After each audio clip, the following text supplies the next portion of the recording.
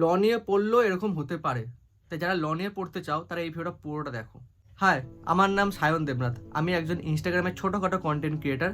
আমার বায়োতে লেখা আছে ল স্টুডেন্ট। আর এই জন্য অনেকে আমাকে পার্সোনাল মেসেজ করে যারা এইচএসের পর ল নিয়ে কীভাবে পড়বো বা ল নিয়ে অনেকের প্রশ্ন থাকে, কী কী প্রশ্ন থাকে আমি বলে দেবো ভিডিওর মধ্যে। তো যারা এইচএসের পর ল নিয়ে পড়তে চাও, যাদের অনেক কোশ্চেন আছে যে কম খরচায় ল নিয়ে কীভাবে পড়বো বা ল কোনটা কি, এটা কি, ওটা কি, ল নিয়ে পড়লে আদৌ স্কোপ আছে কি নেই, তো সব আমি বলে দেবো ভিডিওর মধ্যে। প্রথমত বলে দিই, আমি অতটা ভালো স্টুডেন্ট না, যতটা আমি জানি ততটাই বলবো। তো তোমরা বেশিরভাগ সময়, আরে আমার এই ব্যাকগ্রাউন্ড আর এই আওয়াজের জন্য সরি, হ্যাঁ, ওপরে ভাম্বিলাল যাচ্ছে, যাই হোক। তো প্রথমেই বলবো যে এলএলবি আর বিএলএলবি অনেকে নামটা শুনেছো। এই দুটো হচ্ছে মেন ফেমাস নাম, বেশিরভাগ যারা শোনে যে ল নিয়ে পড়তে গেলে এই দুটো পড়তে হয়। তো এলএলবি আর বিএলএলবির মধ্যে তফাৎ হচ্ছে, এলএলবি যেটা আছে সেটা হচ্ছে গ্র্যাজুয়েশনের পর তুমি 3 বছরের যে কোর্স থাকে, সেই 3 বছরের কোর্স তুমি লয়ের ডিগ্রি পাবে। 3 বছরের কোর্স ওটা হচ্ছে এলএলবি। বিএলএলবি কি, যেটা হচ্ছে আর্টস নিয়ে তুমি এইচএস এর পর তুমি ডাইরেক্ট 5 বছরের কোর্সে আর্টসের ডিগ্রি প্লাস লয়ের ডিগ্রি একসাথে কমপ্লিট করছো, এটা হচ্ছে বিএলএলবি। বেনিফিশিয়ারি যেটা হচ্ছে সেটা হচ্ছে বিএলএলবিতে বেনিফিশিয়ারি বেশি, মানে হচ্ছে 5 বছরে তুমি তোমার নর্মাল ডিগ্রি আর লয়ার ডিগ্রি কমপ্লিট করছো। এবার অনেকে প্রশ্ন করতে পারে, দাদা আমি তো বিকম নিয়ে পড়ি, আমি তো সায়েন্স নিয়ে পড়ি, তাহলে কী হবে? তো যারা বিকম নিয়ে পড়ো তাদের জন্য হচ্ছে বিবিএ এলএলবি, যারা সায়েন্স নিয়ে পড়ো তাদের জন্য হচ্ছে বিএসসি এলএলবি। এবার বিএসসি এলএলবি যেটা আছে, যতটা আমি জানি বেশিরভাগ কলেজে ওটা পাওয়া যায় না, বেশিরভাগ কলেজে বিবিএ এলএলবি অথবা বিএলএলবি পাওয়া যায়। তো বিএসসি কলেজ যেগুলো আছে, বিএসসি এলএলবি যে কলেজগুলো আছে, ওটা তোমাদের খুঁজতে হবে। ওটা আমি বলতে পারবো না যে কোন কলেজে পাওয়া যেতে পারে, আমি বলতে পারবো না।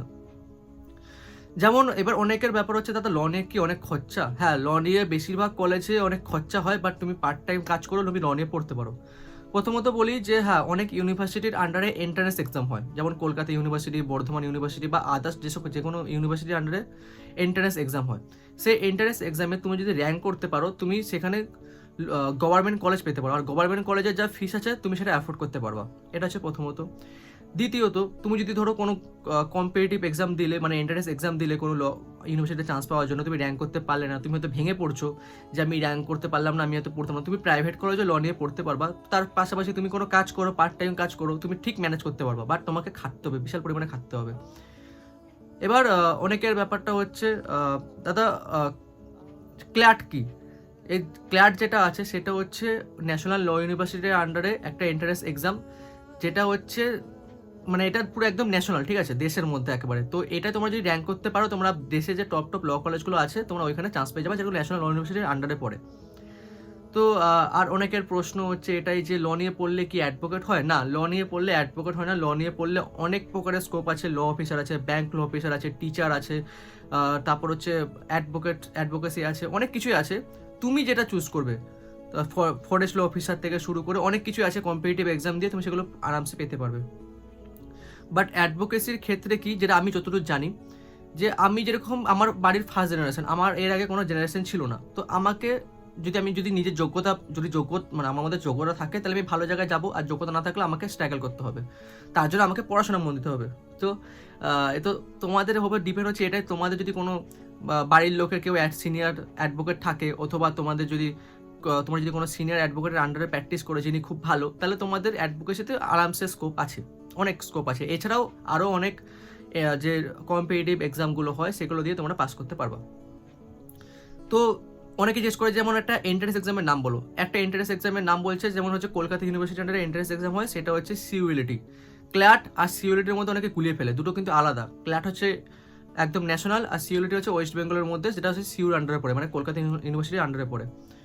তো আমি যেমন যখন 2024-এ সিইউলিটি দিয়েছিলাম, মানে আমি এখন স্টেট ইউনিভার্সিটির আন্ডারে পড়ি, ওয়েস্ট বেঙ্গল স্টেট ইউনিভার্সিটির আন্ডারে পড়ি।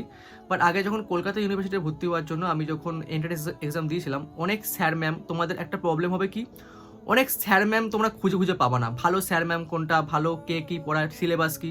যেমন সিলেবাসের মধ্যে লজিক্যাল রিজনিং, গ্রামার থেকে শুরু করে জিকে, কারেন্ট অ্যাফেয়ার্স, অনেক কিছুই আছে।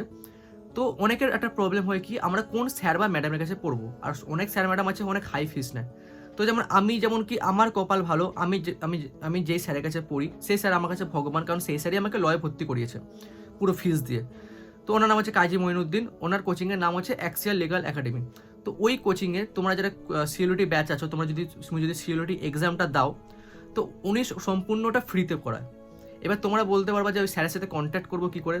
স্যারেরও ইউটিউব চ্যানেল আছে, তো স্যারের ইউটিউব চ্যানেলের নাম হচ্ছে অ্যাক্সিয়াল লিগাল একাডেমি। তোমরা ইউটিউবে যাবে, সার্চ করবে অ্যাক্সিয়াল লিগাল একাডেমি। ওইখানে দেখবে যে 12 পাস করার পর যে ল নিয়ে কীভাবে পড়বো যে ভিডিওগুলো আছে ওইখানে দেখবে, ওইখানে তোমরা ডিটেলস পেয়ে যাবে যে কীভাবে সব কিছু করতে হবে বা স্যারের সাথে কীভাবে যোগাযোগ করতে হবে তোমরা সব জেনে যাবে। যদি আমার ভিডিও থেকে কেউ যাও ওই ভিডিওতে আর স্যারের সাথে যদি যোগাযোগ করো, জানি অবশ্যই যে হ্যাঁ আমার ভিডিও দেখেছো, তো সেটা একটা আলাদা বিষয়। এবার অনেকে জিজ্ঞাসা করে যে আমি কোন কলেজে পড়ি, আমার কলেজের লোকেশন কোথায়। আমার কলেজের নাম হচ্ছে Shri Ramakrishna Vivekananda mission college of judicial studies. এটা হচ্ছে বেলুড়ে, ঠিক আছে। বেলুড় তোমরা এই কলেজটা দুটো রুট হয়ে যেতে পারবা। সেটা হচ্ছে একটা হচ্ছে তোমরা রাজচন্দ্রপুর স্টেশন নামবে, নেমে বলবে যে বিএড কলেজের সামনে গিয়ে যে কোনো কাউকে ল কলেজ বললে বোঝা যাবে। অথবা বেলুড় স্টেশনের সামনে, বেলুড় স্টেশনে তোমরা যদি নামো ওইখানেও অটো করবা, বলবা বিএড কলেজ, গেলে ওইখানে যে কোনো কাউকে বলবা ল কলেজটা কোনটা, সবাই বলে দেবে। এটা হচ্ছে আমার কলেজে, যে আমি যে কলেজে পড়ি সেই কলেজটা হচ্ছে স্টেট ইউনিভার্সিটির আন্ডারে, আমি যে কলেজে আন্ডারে পড়ি। এবার আরও অনেকের কি প্রশ্ন থাকতে পারে, যে লয়ের সিলেবাস কি খুব কঠিন, লয়ের সিলেবাস কি খুব খারাপ, মানে খুব খারাপ। দেখো আমি একটা এমন স্টুডেন্ট যে খুব খারাপ পড়াশোনায়, কিন্তু আমার মতো স্টুডেন্ট যখন পড়তে পারছে তখন তোমরা আরোই ভালো পড়তে পারবে। হ্যাঁ, ইংলিশটা যাদের কমজোর তাদের ইংলিশটা স্ট্রং করতে হবে। আমিও এখন ইংলিশটা নিজে এখনও ঠিক করছি, এখন আমার ইংলিশ পুরোপুরি মানে পারফেক্ট হয়নি, এখনও অনেক শেখা বাকি ইংলিশে। আমি এখন ইংলিশে মানে রানিং কথা বলতে পারি না, হ্যাঁ লিখতে পারি কোশ্চেন অ্যান্সার, তাও কি অনেক গ্রামার ভুল যায়, আমাকে এখনও ঠিক করতে হচ্ছে, আমাকে এখন পড়ে ঠিক করতে হচ্ছে, আমি নিজে এখনও ইমপ্রুভ করে যাচ্ছি, সব জেনে বসে নিই আমি এখনও। তো এটা হচ্ছে ইংলিশে তোমাদের একটু স্ট্রং হলে তোমাদের কাছে ব্যাপারটা অনেক ইজি থাকবে। বাট আমার কপাল কি ভালো, আমি যে কলেজে পড়ি সেই কলেজটাও আমার কাছে বেস্ট কলেজ। আমি বাকি কলেজের তুলনায় অনেক কলেজে দেখেছি যে অনেক স্টুডেন্ট, মানে আমার অনেক কলকাতা ইউনিভার্সিটি আন্ডারের বন্ধু আছে, আরও অনেক জায়গায় বন্ধু আছে যারা ল নিয়ে পড়ে। আমি এটা বুঝেছি যে আমাদের কলেজটা বেস্ট কলেজ, অনেক কারণ আছে তার জন্য। সেকেন্ড হচ্ছে আমি যে কোচিংয়ে পড়ি, যেটা হচ্ছে অ্যাক্সিয়াল লিগাল একাডেমি, সেখানে ওই যে কুলেট ব্যাচ ফ্রিতেও পড়ায়, প্লাস বাকি যারা ল কলেজ আছে, যেসব ল ইউনিভার্সিটি বলো বা যে কোনো, উনিও মানে আমাদের স্যার সবাইকেই পড়ায়।